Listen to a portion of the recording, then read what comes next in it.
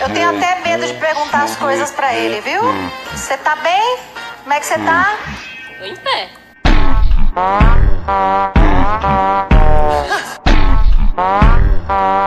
Se você não estiver vendo, né? Ô, Brutinho, você estuda em qual ano? 2019, ou você acha que eu viajei no tempo e tô estudando em 2020?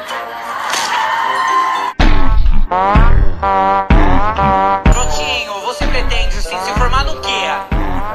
Pretendo ser médico. Ai, mas com esse mau humor eu nem quero ir no consultório. Fico nervosa. Falei médico, não veterinário, se você não, né?